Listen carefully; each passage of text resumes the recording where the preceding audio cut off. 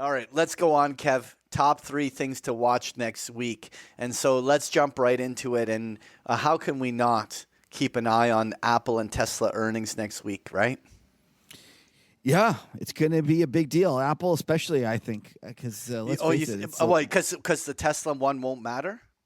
I just think that Tesla is not nearly as big a company. Well, it doesn't set the tone for the rest of the market like Apple does. So it's the 28th and 29th after the closing bells, right? So Apple on the 28th, Tesla on the 29th.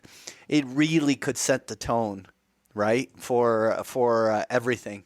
And they've been the generals holding the flag at the front line, marching that battle forward. And look, the earnings could be good and they might go higher, but if these generals get sniped and the trend changes, that might be enough to change the psychological sentiment of the market, right? Yeah, I completely agree. Now we saw Intel blow the doors off of and that could happen, earnings. right? So right.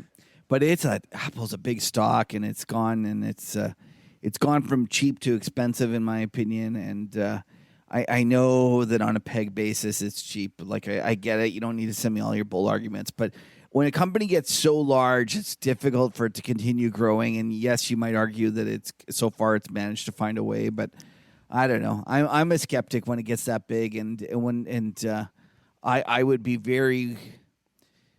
I don't know. I guess I would be very concerned about trying to get long Apple here because thinking that there's still good news ahead of it. But hey, what do I know? I'm not one of these analysts that seems to be leapfrogging each other and talking about $350, $400 Apple. Maybe it is.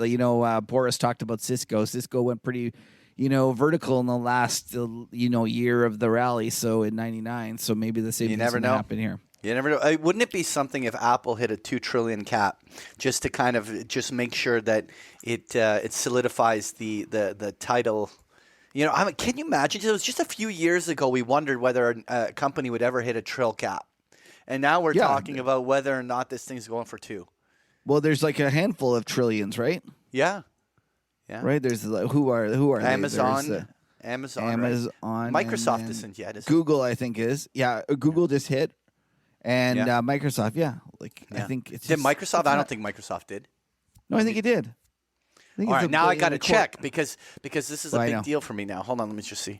So, the Microsoft is drum roll. Yeah, no, it totally is. Yeah. It's 1.26. Never mind. Yeah, I'm totally wrong. It's not a surprise. Okay, so then I'm wrong. All right, so number 2. There's a handful. Kev. So yeah, number 2. The Fed meeting. What are you watching on the Fed? Do you think it's going to be a nothing burger, or you think that they actually are going to say something that's going to move the market? So I have up until since the great 2009. When was it? When the Christmas massacre? I guess it was 18, right? When he finally relaxed his stuff and kind of gave in to Trump and Wall Street. I have operated under the belief that Powell is going to continue doing whatever he can to stay out of the headlines, and that he's not going to rock the boat. And that has worked really well for me. I've just kind of, every time I thought about what will he do, I just said, he's going to do whatever it takes to make sure that he's not a headline. I don't know. Right. I still think at his heart that he is worried about the excesses in the financial markets. I think he wants to see the speculation die down, but unfortunately, he can't have it both ways. If he wants to let the economy run hot, he's going to have to live with the financial excesses that brings. And so it's kind of to come now and to try to talk down the market. I don't know. It would be kind of mopey, and it would be. You don't think Trump would harp on him instantaneously if he? I agree. That. So therefore, part of me is just like saying, some people are speculating that he's going to come out and he's going to be hawkish and he's going to try to talk it down. I think he's going to be just completely neutral. He's going to try to come in there and not move the needle. I agree. So I agree. The market what they want. But I agree. But now the one thing you might argue is that the market has expected a lot. Right. So even just kind of staying neutral might not be enough to satisfy them. Right. But I agree. He's been neutered. There's no doubt. Now, somebody else said to me that he's a rich guy and he doesn't want to end his career, stoking the largest bubble ever. there's a chance that he just says screw it and does what he thinks is right. And there's a return to the old Powell, which is, I still think that is the Powell. If he was left to his own devices, that's what he would do. I still think he would have interest rates higher. He does not want this. He is very worried about bubbles. And nobody's okay. You can go on this rant. Just tell me right now: is he going to do it? You think that what's he going to do this next week? What's your feeling? I think that he's going to err ever so slightly hawkish, but he's going to be more what you said.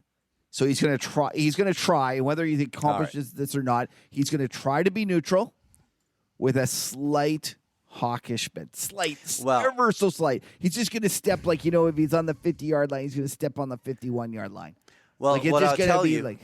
Well, here's my thing. Okay, so let's do number one, and let's put all three together, because this is important. Because number one, we're obviously gonna watch whether or not that coronavirus escalates, and whether the contagion really picks up, or whether they contain this thing. But if you really look at it, there are three things.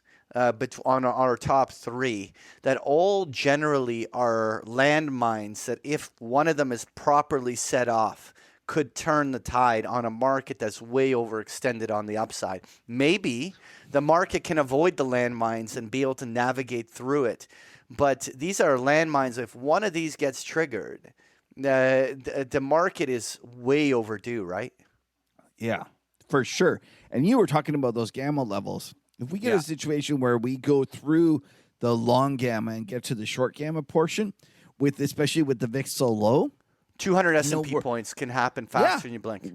Patrick, we're setting up. I see all the kind of the VIX specialists talking about the fact that the curve is as flat as it's been since the February 2018 incident, and I think the January 15. I can't remember. There was another incident.